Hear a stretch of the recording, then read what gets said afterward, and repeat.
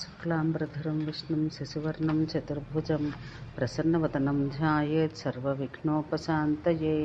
దక్షిణాదేవి జన్మ మరియు పూజా విధానం. శ్రీనారాయణుడు ఇట్లు పలికెను: ఓ నారద, స్వాహాదేవి స్వధాదేవి చరిత్రలు నీకు వినిపించాను. ఇప్పుడు దక్షిణాదేవి చరిత్ర చెబుతాను, జాగ్రత్తగా విను. పూర్వకాలం గోలోకాన సుశీల అను గోపిక శ్రీహరికి ప్రియురాలుగా ఉండేది. ఆ సుశీల రాధాదేవికి ముఖ్యమైన చెలికత్తె, మిక్కిలి గౌరవింపదగినది, అందగత్తె కూడా. ఇంకను ఆ సుశీల మంచి రూపం కలది, కోమలమైన అవయవాలు కలది, కమలముల వంటి కన్నులు కలది, శుశ్రోని సుస్తని న్యగ్రోధ పరిమండల రత్నాలంకారములు కలది, చిరునవ్వుతో ఉండునది. తెల్లని చంపక పుష్పం వంటి కాంతి కలది, లేడి కన్నుల వంటి కన్నులు కలది, కామశాస్త్రాన మంచి అనుభవం కలది, భావమును త్వరగా గ్రహించినది, రసికురాలు. ఆమె రాధాదేవి యొక్క దక్షిణ భాగమున ఒకప్పుడుండెను. మధుసూదనుడు తన ప్రియురాలి దగ్గర రాధాదేవిని చూసి భయంతో తల వంచుకొనెను. రాధాదేవి ఎర్రని ముఖంతో, ఎర్రని తామరల వంటి కన్నులతో, కోపంతో అవయవాలు అదరుచుండగా వేగంగా అక్కడికి వచ్చుచుండెను. దాన్ని గమనించి సుశీల రాధాదేవుల మధ్య విరోధం ఏర్పడనని శ్రీకృష్ణుడు అంతర్ధానం నొందెను. దాన్ని గమనించి సుశీల భయంతో తాను కూడా అంతర్ధానం చెందెను. ఆ ఆపదను చూసి గోపికలందరూ చేతులు జోడించుకుని భక్తితో తలలు వంచుకొని, ఓ దేవి, మమ్ము రక్షింపమని మాటిమాటికి వేడుకొనుచు రాధాదేవి యొక్క పాదపద్మాలపై వాలిరి. అట్లే సుధాముడు మొదలగు గొల్లలందరూ భయంతో రాధాదేవిని శరణు వేడారు. పరమేశ్వరియగు రాధాదేవి పరిగెడుతున్న తన భర్తను, తన స్నేహితురాల్ని చూసి తన సహచరిని కోపంతో ఈ విధంగా శపించెను: సుశీల, నేటి నుండి నీవు ఈ గోలోకాన ఉంటే వెంటనే భస్మమైపోతావు. దేవదేవేశ్వరియగు రాధాదేవి సుశీలను శపించి రాసమధ్యాన రాసేశ్వరుడగు శ్రీకృష్ణుని రమ్మని పిలిచెను. కానీ కృష్ణుడు అక్కడికి రాలేదు. అందువల్ల రాధాదేవి విరహంతో క్షణమొక యుగంగా భావించెను. ఓ కృష్ణ, ప్రాణనాథ, ప్రాణముల కన్నా మిన్నైన ప్రియుడా, ప్రాణములకు అధిష్టాన దేవత, నీవు వెంటనే రమ్ము. నీవు లేనిచో నేను బ్రతకలేను. స్త్రీకి గర్వం పతి వల్లనే వచ్చును. మంచి స్త్రీకి భర్త వల్లనే గౌరవం కలుగును. కుల స్త్రీకి పతియే బంధువు. దేవత, గొప్ప సంపద, శరీరం గల సుఖము, అతడే ధర్మాన్ని, సుఖాన్ని, ఎల్లప్పుడూ ప్రీతిని, శాంతిని, సన్మానమును ఇచ్చువాడు. స్వామి ఆమెకు చాలా గొప్పవాడు. స్త్రీకి భర్తను మించిన బంధువు లేడు. అతడు తన భార్యను భరిస్తున్నందువల్ల భర్త అని, పాలించుటచే పతి అని, భార్య యొక్క శరీరానికి ఈశుడు కావున స్వామి అని, కామమును తీర్చువాడు కావున కాంతుడు అని, సుఖబంధం వల్ల బంధువు అని, ప్రియమును కలిగించువాడు కావున ప్రియుడు అని, ఐశ్వర్యాన్ని ఇస్తున్నందువల్ల ఈశుడు అని, ప్రాణేశుడు కావున ప్రాణనాయకుడు అని, రతిని కలిగిస్తున్నందువల్ల రమణుడు అని పిలువబడుచున్నాడు. స్త్రీకి భర్త కన్నా ప్రియుడెవ్వరూ కారు. పుత్రుడు భర్త యొక్క శుక్రం వల్ల జన్మించును కావున భర్త ప్రియుడైనాడు. స్త్రీకి 9 పుత్రుల కంటే తన భర్త చాలా ప్రియమైనవాడు. చెడు నడక గల స్త్రీ తన యొక్క ప్రియుని తెలుసుకోలేదు. సమస్త తీర్థాల్లో చేయు స్నానం, సమస్త యజ్ఞాలను చేయు దీక్ష, భూప్రదక్షిణం, సమస్త తపస్సులు, వ్రతాలు, మహాదానాలు, ఉపవాసాలు, ఇతర పుణ్యకార్యాలు, గురువును, బ్రాహ్మణుని, దేవతలను సేవించటం మొదలైనవి భర్త యొక్క పాదసేవలో 16వ వంతైనా కాజాలవు. స్త్రీకి గురువు, బ్రాహ్మణుడు, ఇష్టదేవత వీరందరికంటే భర్త శ్రేష్ఠుడు. పురుషులకు విద్యనిచ్చు వాని వలె స్త్రీకి భర్త గురువగుచున్నాడు. నేను 3 లక్షల గోపస్త్రీలకు, 3 లక్షల గోపకులకు, రమ్మ మొదలగు గోపికలకు ఆ శ్రీకృష్ణ పరమాత్మ యొక్క అనుగ్రహం వల్లనే యజమానురాలినైతిని. ఈ విధంగా శ్రీకృష్ణుని అనుగ్రహం వల్లనే ఉన్నత స్థానమున ఉన్నను అతనిపై కోప్పడుతుని. తన భర్త ఇంకొక స్త్రీతో చనువుగా ఉండటను ఏ భార్య సహించలేదు. ఇది స్త్రీలందరికీ సహజమైనది. స్వభావానికి విరుద్ధంగా ఎవ్వరూ ప్రవర్తించలేరు. ఈ విధంగా రాధాదేవి తన భర్తయగు కృష్ణుని గురించి పలికి ఆ శ్రీకృష్ణుని చక్కని భక్తితో ధ్యానించెను. ఆ ధ్యాన బలం వలన శ్రీకృష్ణుని రాధ పొందగలిగెను. సుశీల అను పేరు గల దక్షిణాదేవి వెంటనే ఆ స్థలం వదిలి గోలోకం నుంచి భ్రష్ట అయి చాలా కాలం శ్రీకృష్ణ పరమాత్మ గురించి తపమాచరించి లక్ష్మీదేవి యొక్క శరీరమున అంతర్ధానం చెందెను. నాటి నుండి దేవతలు ఎంత గొప్ప యజ్ఞం చేసినా దాని ఫలితం మాత్రం పొందలేకపోయారు. అందువల్ల వారు బాధాపీడితులై బ్రహ్మదేవుని వద్దకు వెళ్ళిరి. బ్రహ్మదేవుడు దేవతల బాధలు చక్కగా విని శ్రీమన్నారాయణుని చక్కగా మనసులో ధ్యానించుకొని అతన్ని అనుగ్రహం పొందెను. అందువల్ల శ్రీమన్నారాయణుడు మహాలక్ష్మి యొక్క శరీరమందు విలీనమైన భూలక్ష్మిని బయటకు తీసి బ్రహ్మదేవునికి ఇచ్చెను. బ్రహ్మదేవుడు ఆ భూలక్ష్మి అయిన దక్షిణను సత్పురుషులు చేయు సత్కార్యములో పరిపూర్ణమగుటకై యజ్ఞనికి ఇచ్చివేశను.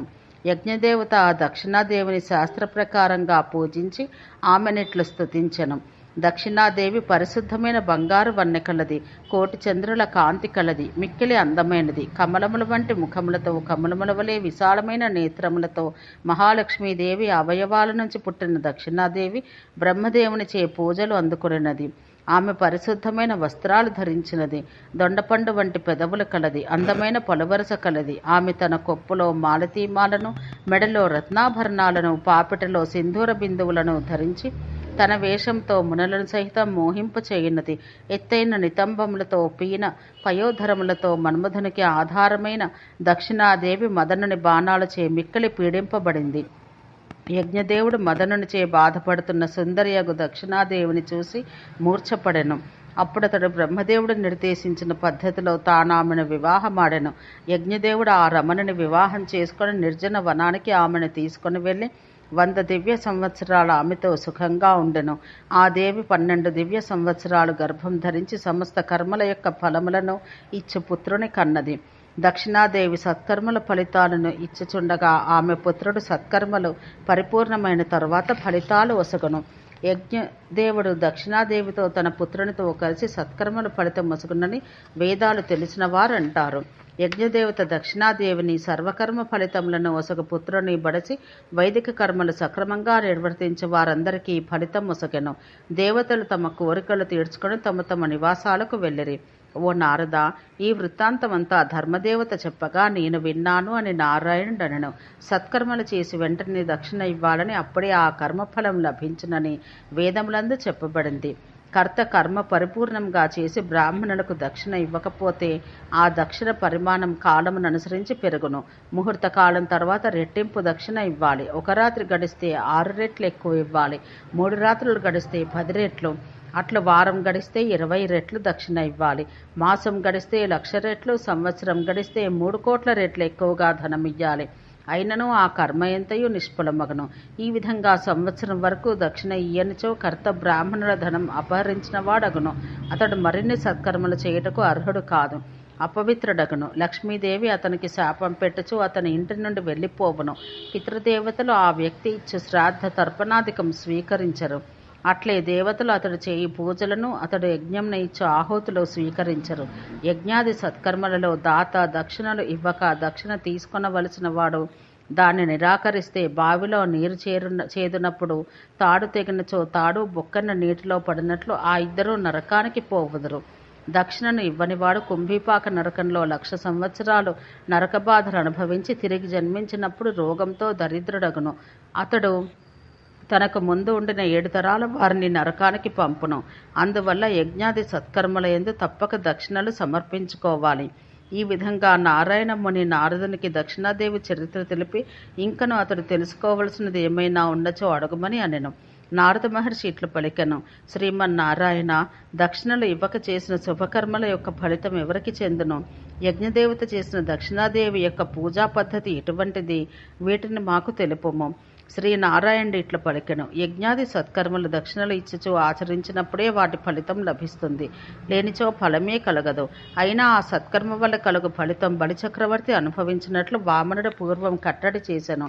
శ్రోత్రియం కాని శ్రాద్ధం నందలి వస్తువులు, అశ్రద్ధతో చేసిన దానం, వృషలీపతి అగు బ్రాహ్మణుని పూజా ద్రవ్యాలు, ఋత్విక్కు లేని యజ్ఞఫలం, శుచిత్వం లేని వాని పూజా ఫలితం, గురువుపై భక్తి శ్రద్ధలు లేనివాడు చేసిన కర్మఫలం బలిచక్రవర్తి అనుభవించును. ఓ నారద, నీకింతవరకు దక్షిణలు లేని యజ్ఞాది ఫలం పొందువాని గురించి తెలిపాను. ఇక కాన్వశాఖలో చెప్పబడ్డ దక్షిణాదేవి స్తోత్రం, ధ్యానం, పూజాది విషయాలు నీకు తెలుపుతాను. యజ్ఞదేవతకు బ్రహ్మదేవుని అనుగ్రహం వలన దక్షిణాదేవి లభించగానే అందమైన ఆమె రూపం చూసి అతడు మోహపరవశుడయ్యను. యజ్ఞదేవుడు ఇట్లు పలికెను. ఓ దక్షిణామూర్తి, నీవు పూర్వం గోలోకాన రాధాదేవికి ఇష్ట సఖివి, గోపికలలో శ్రేష్ఠురాలవు. కార్తీక పౌర్ణమి నాడు గోలోకాన శ్రీకృష్ణుని దక్షిణాంశం నుండి ఉద్భవించినందువల్లే నీవు దక్షిణవైతివి. పూర్వం నీకు ఇక్కడ సుశీల అని పేరు నీ శీలానికి తగినట్లు ఉండున్నది. గోలోకం నుండి నా అదృష్టం వలన ఇక్కడికి వచ్చితివి. నీవు దయ తలిస్తే నేను నీకు భర్తనగదును. నీవు సత్కర్మలు చేయి వారి కర్మలన్నింటి ఫలితమును ఇచ్చుదానవు. సమస్త కర్మలు నీవు లేనిచో మండు చెట్టు వలె నిష్ఫలమగును. బ్రహ్మ, విష్ణు, శంకరుడు మొదలగు దేవతలు, ప్రకృతికి అతీతుడు పరబ్రహ్మ అయిన శ్రీకృష్ణుడు సహితం నీవు లేనిచో ఫలితములివ్వరు. ఓ కాంత, నీవే అన్ని జన్మల్లో నాకు శక్తి రూపిణివి. నీవు ఉంటే నేను సమస్త కర్మలు చేయగలను. యజ్ఞదేవత ఈ విధంగా దక్షిణాదేవిని స్తుతించగా ఆమె పరమ సంతోషంతో అతని వద్దకు చేరెను. ఈ దక్షిణాదేవి స్తోత్రం యజ్ఞ సమయమందు చదివితే అతనికి సమస్త యజ్ఞాలు చేసిన ఫలితం లభించును. రాజసూయ, వాజపేయ, గోమేధ, నరమేధ, అశ్వమేధ, విష్ణు యజ్ఞం మొదలగు యాగాలు ప్రారంభించే సమయాన ఈ స్తోత్రం పఠిస్తే ఆ యజ్ఞం సాంగముగా విఘ్నములు లేక పూర్తగను. ఇది దక్షిణాదేవి ధ్యానము, స్తోత్రము, పూజాధికము. ఆ దక్షిణాదేవిని సాలగ్రామం లేక కలశమును ఆవాహనం చేసి పూజించాలి. ఈ దేవి లక్ష్మీదేవి యొక్క దక్షిణ భాగం నుంచి పుట్టినది. మహాలక్ష్మి యొక్క అంశస్వరూపిణి, విష్ణుమూర్తి యొక్క శక్తి స్వరూపిణి. ఈ దేవిని ఓం శ్రీం క్లీం హ్రీం దక్షిణాయై స్వాహ అను మూలమంత్రంతో పూజిస్తూ అర్ఘ్యపాద్యాది షోడశోపచార పూజలు చెయ్యాలి. ఈ విధంగా నీకు సుఖం, సంతోషం, ఫలితం కలిగించు దక్షిణాదేవి కథనంతా సవిస్తరంగా తెలిపితిని. ఈ దక్షిణాఖ్యానం శ్రద్ధగా వింటే అతడు చేయి సత్కర్మలు నిర్విఘ్నంగా పరిపూర్ణమగను. పుత్రులు లేని వారికి పుత్రులు, భార్య లేని వానికి గుణవతి అగు భార్య, విద్య లేని వానికి విద్య, ధనం లేని వానికి ధనము, భూమి లేని వానికి భూమి లభించును. కష్టకాలాన, బంధువుల వియోగ కాలాన కారాగారాన బద్ధుడైనప్పుడు దీన్ని 1 నెల వరకు విన్నప్పటికీ అతని కష్టములన్నీ తీరిపోవును. ఓం శాంతి శాంతి శాంతి.